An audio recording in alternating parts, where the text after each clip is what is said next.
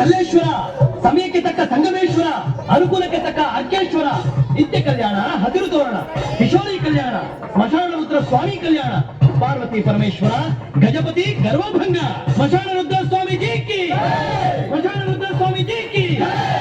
ಓಂ ಓಂ ಸ್ಮಶಾನ ರುದ್ರ ಸ್ವಾಮೀಜಿ ಮಡಗಬೇಕು ಪಾದ, ಓಂ ಓಂ ಸ್ಮಶಾನ ರುದ್ರ ಸ್ವಾಮೀಜಿ ಮಡಗಬೇಕು ಪಾದ, ಓಂ ಮಡಗಬೇಕು ಪಾದ, ಮಡಗಬೇಕು ಪಾದ, ಮಡಗಬೇಕು ಮಡಗಿಡಬೇಕು ಪಾದ.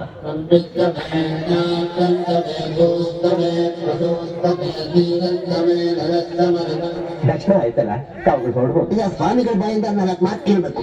ಸ್ವಾಮಿಗಳು ಯಾವಾಗ್ಲೂ ಹೀಗೆ ಧ್ಯಾನ ಮಾಡ್ತಾನೆ ಇರ್ತಾರ?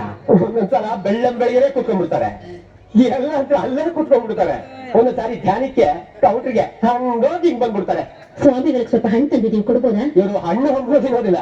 ಮತ್ತೆ ಸ್ವಾಮಿಗಳ ಹೊಟ್ಟೆಗೆ ಏನ್ ತಿಂತಾರೆ? ಕಡ್ಲೆ ಬೀಜ, ಸೌತೆಕಾಯಿ, ಈರುಳ್ಳಿ ಪೀಸು, ಉಪ್ಪಿನಕಾಯಿ. ಸ್ವಾಮಿಗಳು ಪವಾಡ್ ಬಿಡಿಸ್ರು ಅವ್ರನ್ನ